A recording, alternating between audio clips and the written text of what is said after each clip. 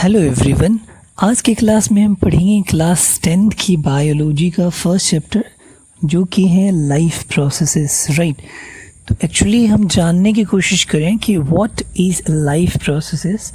तो जैसा इस वर्ड में डिनोट करता है कि लाइफ का मतलब हमारी लाइफ एग्जिस्ट होनी चाहिए और वो सारी एक्टिविटीज़, वो सारी प्रोसेसेस हम करें जो हमारी लाइफ को सस्टेन करने के लिए, जो हमें ज़िंदा रखने के लिए ज़रूरी होता है, उन सारे एक्टिविटीज़ को, उन सारे प्रोसेसेस को, राइट, वी एक्चुअली से लाइफ प्रोसेसेस, यानी कि वो सारी प्रोसेसेस और एक्टिविटीज़ जो लिविंग बींग्स करते हैं, humans, animals, trees, right, plants, सारे ही लिविंग बींग्स करते हैं। क्यों करते हैं? टू मेंटेन एंड सस्टेन और कंटिन्यू देयर लाइफ्स, अपने आप को जिंदा रखने के लिए जो भी एक्टिविटीज़ हम करते हैं, जो भी प्रोसेस से हम गुजरते हैं, जो भी हम फंक्शन परफॉर्म करते हैं, all these are part of life processes.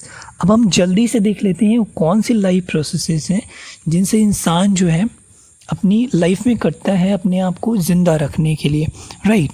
तो जो भी लाइफ प्रोसेसेस हैं वो है nutrition, respiration, reproduction, excretion, transportation, etcetera, right.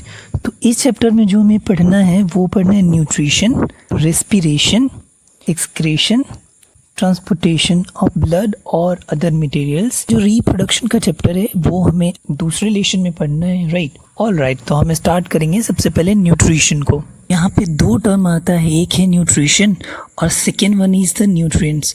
तो अगर हम न्यूट्रिएंट्स को डिफाइन करें तो न्यूट्रिएंट्स आर दोज मटेरियल्स, ये वैसे मटेरियल्स है जो हमें न्यूट्रिशन देते हैं, जैसे कि कार्बोहाइड्रेट्स, फैट्स, प्रोटीन्स, राइट। तो ये जो सब्सटेंसेस है इनकी ज़रूरत हमारी बॉडी को बहुत ज़्यादा मात्रा में होती है, क्योंकि हमारी बॉडी जो होती है शुरुआती स्टेज में काफ़ी ग्रोथ उसको चाहिए होता है। तो इन सारी न्यूट्रिएंट की जो ज़रूरत होती है वो ज़्यादा मात्रा में होती है। तो इसलिए इनको कहते हैं macro nutrients. Macro means which is something requiring more than enough amount, right. जो ज़्यादा अमाउंट में चाहिए होता है उसको हम मैक्रो कहते हैं। तो ये कार्बोहाइड्रेट और फैट्स और प्रोटीन्स जो मेन हमारे न्यूट्रिएंट्स हैं जिनकी ज़रूरत हमारी बॉडी को ज़्यादा मात्रा में होती है, इसलिए इनको मैक्रो न्यूट्रिएंट्स कहते हैं। दूसरी तरफ अगर हम देखें तो विटामिन्स और मिनरल्स जिनकी भी ज़रूरत हमारी बॉडी को होती है, लेकिन not in that proportion as in case of macronutrients. तो इनकी ज़रूरत हमारी बॉडी को बहुत ही कम होती है, तो इनको हम लोग कहते हैं माइक्रो न्यूट्रिएंट्स, राइट। तो यहाँ हम इजीली समझ सकते हैं कि न्यूट्रिएंट्स क्या है। न्यूट्रिएंट्स आर मटेरियल्स हैं, राइट। और न्यूट्रिशन क्या है? न्यूट्रिशन इज़ द प्रोसेस, वो प्रोसेस है जिससे कि हम न्यूट्रिएंट्स को हम अपनी बॉडी में इनटेक करते हैं। और वो कैसे करते हैं? थ्रू टेकिंग फूड, खाना खा करके हम न्यूट्रिशन को पूरा करते हैं, न्यूट्रिशन की जो फुलफिलमेंट है उसको हम कंप्लीट करते हैं। तो न्यूट्रिशन इज़ ए प्रोसेस जिसके थ्रू हम न्यूट्रिएंट्स को अपनी बॉडी में इंटेक करते हैं और उस न्यूट्रिएंट्स को हम यूटिलाइज करते हैं। Why? To get energy, right. हर जो ऑर्गेनिज्म है उसको मूवमेंट के लिए एनर्जी चाहिए होता है, और वो एनर्जी हमें कहाँ से मिलती है? वो एनर्जी हमें मिलती है न्यूट्रिएंट्स से। और फिर वो न्यूट्रिएंट्स कहाँ से मिलता है?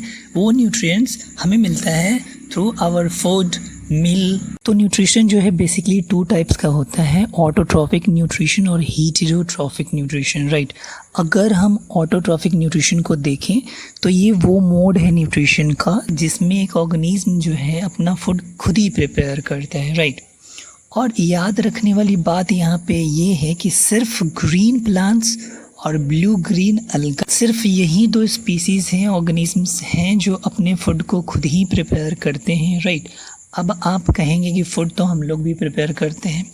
एक्चुअली जो ग्रीन प्लांट्स होते हैं वो अपना फूड फोटोसिंथेसिस के थ्रू खुद ही प्रिपेयर करते हैं, और जो फूड वो यूटिलाइज़ करना होता है, वो यूटिलाइज़ करने के बाद जो रिमेनिंग बच जाता है वो उनमें स्टार्च के फॉर्म में या फिर कार्बोहाइड्रेट के फॉर्म स्टोर हो जाता है। हम अपने टेस्ट के लिए उस फूड को कुक करते हैं, राइट, न कि हम बनाते हैं, राइट।